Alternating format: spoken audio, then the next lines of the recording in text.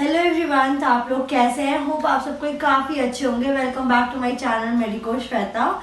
और ये वीडियो है, जैसे कि मेरे डीएम में बहुत मैसेज आ रहे थे कि मॉर्निंग बैच लेना बेटर है एलन में या इवनिंग बैच बेटर है या फिर कहाँ पे लेना बेटर है, ये सब चीज़ को लेके तो मैं पर्सनली अपना रिव्यू बताती हूँ कि मेरा क्या रिव्यूज़ है इस बारे में। ठीक है, तो let's start with first question था कि मॉर्निंग में बैच बेटर होता है या इवनिंग बैच बेटर होता है। जनरली यहाँ पे बॉयज़ लोग को इवनिंग बैच मिलता है, गर्ल्स लोग को इवनिंग बैच बहुत रेयर केसेस में ही मिलता है या नहीं मिलता है। ठीक है, बट अगर आप लोगों को वैसा मिल रहा है तो आपके पास ऑप्शन होता है चेंज करवाने का। आप उनको बोल सकते हैं कि मुझे इवनिंग बैच, जब आप फॉर्म फिल करते हैं तो वहाँ पे ऑप्शन आता है, तब भी नहीं होता तो आप मैसेज कर सकते हैं। मुझे पर्सनली मॉर्निंग बैच ज़्यादा अच्छा लगता है, क्योंकि कह सकती हूँ कि अगर मैं इवनिंग बैच के फेर में रही तो मैं मॉर्निंग को बहुत लेट से उठती हूँ, फिर मेरा नींद ही खुलता है 9 बजे काइंड में, मतलब बहुत आलस आ जाता है।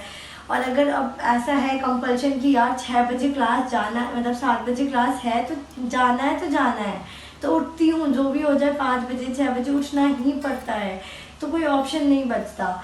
तो अगर आप उस टाइम मॉर्निंग में ही आप क्लास चले जाते हैं तो फिर वो 1 बजे तक तो वहाँ पे आप 1:30 तक आपका वहाँ पे ओवर हो जाता है, तो आपके पास बाकी का दिन पूरा बचा हुआ रहता है। तो इसलिए मुझे मॉर्निंग ज़्यादा बेटर लगता है, क्योंकि इवनिंग मैं सोचती हूँ करने का, तो इवनिंग में क्या होता है कि मैं पहले तो लेट से उठती हूँ। चलो 9 बजे उठ गई, मान लो अगर क्लास नहीं जा रही तो 9 बजे उठी, तो ब्रेकफास्ट करते करते 10 बज गया। ठीक है, फ्रेश होते थे 10 बज गया, फिर 11 12 1 2 बीच में फिर खाना खाने चली जाऊँगी, तो मैक्स टू मैक्स 2 से 3 घंटा मेरा अच्छा टाइम होगा पढ़ने का। उसके बाद फिर क्लास चली जाऊँगी, फिर आऊँगी 8:30 बजे, तो फिर उसके बाद तो फिर डिनर करूँगी, फिर 9 10 ऐसे ही बज जाते, तो बहुत टाइम लग जाता है। तो मुझे अपने लिए पर्सनली अच्छा नहीं लगता मॉर्निंग मतलब इवनिंग शेड्यूल, मुझे मॉर्निंग शेड्यूल अच्छा लगता है। तो अगर आपके पास ऑप्शन है और अगर आपको लगता है कि आप उतने हैं कि आप नहीं, आप कुर्बानी दे लेते हो नींद का या जो भी, मैं बहुत ट्राई करती हूँ, मैं कोशिश भी करती हूँ ना, बट कभी कभी नहीं होता है यार, इसलिए मैं ट्राई नहीं करना चाहती कि ठीक है यार मैं मॉर्निंग लूँगी। तो आप लोग अपने हिसाब से देख लेना, जैसा है उस हिसाब से आप लोग अपना बैच चूज़ कर लेना।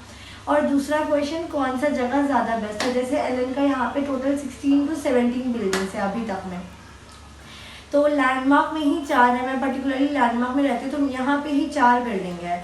और मुझे और मेरे पेरेंट्स को लैंडमार्क बहुत अच्छा लगता है। लैंडमार्क बट बहुत जल्दी फिल हो जाता है। इंडस्ट्रियल एरिया वगैरह में दिक्कत क्या होता है और लैंडमार्क में क्या अच्छा लगता है, मैं ये दोनों चीज़ का बता देती हूँ।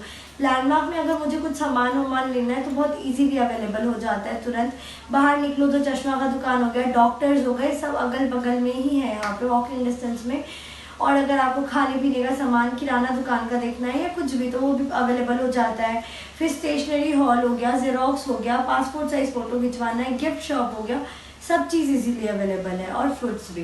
बट जवाहर नगर या इंडस्ट्रियल एरिया में थोड़ा सा, जवाहर नगर का तो I don't know, but industrial area जो है उधर तरफ आपको सिटी मॉल वगैरह तो मिल जाएगा, बट ज़रूरी नहीं ना कि जैसे जेरोक्स वेरोक्स करवाना है तो हो कि नहीं हो। अभी तो पता नहीं है कि नहीं है वहाँ पे, अभी होगा मे बी, जैसे बहुत कोई आएंगे अभी कमेंट में बोलने के लिए, वो भी अच्छा है। तो मैं ये नहीं बोल रही कि वो जगह ख़राब है, बट मुझे पर्सनली, मेरे पेरेंट्स को ये बहुत ही, गर्ल्स के लिए मुझे बहुत सेफ़ लगता है कि मतलब ऐसा नहीं कि बहुत शांत एरिया है तो चहल पहल नहीं है तो रात को निकलने में डरावना होगा या कुछ भी रिस्क है। बहुत सेफ्टी वाइज भी ठीक रहता है, सब है ही, नोन पर्सन, जाने आने जाने वाले लोग रहते ही हैं। और इंडस्ट्रियल एरिया में मेरा एक फ्रेंड रहता था, तो जब हम लोग नीट का फॉर्म भर रहे थे या कुछ भी उसको करवाना रहता था, पासपोर्ट साइज फ़ोटोज़ या कुछ भी, तो वो वहाँ से उठ के यहाँ आता था लैंडमार्क, बोलता था यार वहाँ पे मिलता ही नहीं है और वहाँ का हमको उतना आइडिया भी नहीं है, तो वहाँ पे आमने सामने का भी कुछ दुकान उकान पता नहीं है, तो इसलिए मैं डायरेक्ट ही आया। तो यहीं आके कॉल करता था कि कहाँ पे चल बोल के, तो फिर हम लोग यहीं पे जाते थे। इसलिए मुझे इस बेसिस पे ये बेटर लगता है।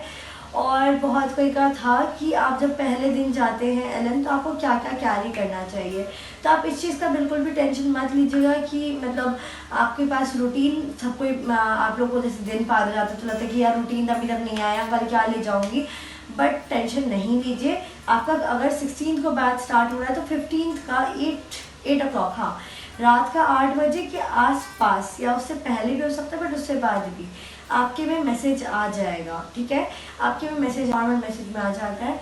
और उसके बाद अगर आपको बैच पता नहीं चला है तो आप एलन प्लस या एलन सी सैट आप डाउनलोड कर लीजिएगा, उसमें आप फॉर्म नंबर डालिएगा। अगर पासवर्ड नहीं पता है तो आप या तो एलन के हेल्पलाइन नंबर में कॉल कर सकते हैं, या जो नंबर से आपका रजिस्टर्ड है अकाउंट, आप उस पर फॉरगॉट पासवर्ड कीजिएगा तो आपका एक पासवर्ड आपके वो नंबर पे आ जाएगा, आप वो डाल लीजिएगा, उसके पासवर्ड अपने अकॉर्डिंग में सेट कर लीजिएगा और वहाँ पे आपको बैच मिल जाएगा। और धीरे धीरे 2 दिन बाद जैसे कि आपका शेड्यूल उस पर भी आने लगेगा कि आपका क्या क्या शेड्यूल है।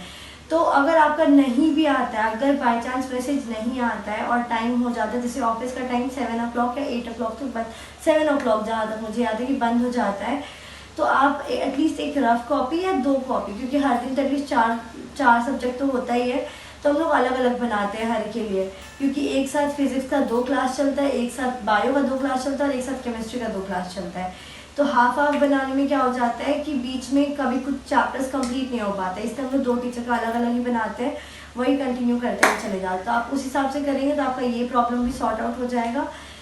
बाकी अगर कोई आपको अदर क्वेरीज है तो आप मेरे कमेंट सेक्शन में ज़रूर बता सकते हैं। मुझे जो मेजॉरिटी क्वेश्चन आया था मेरे कमेंट सेक्शन में हो या डीएम में हो, जो भी, मैं उसे कोशिश की हूँ कि मैं क्लियर कर सकूँ। अगर अभी भी आपका क्वेरीज कुछ बचा हुआ है जो आपको कन्फ्यूजन क्रिएट कर रहा है, आप बिना हिचकिचाए मेरे कमेंट्स में पूछ सकते हैं, and I will always be there for you guys.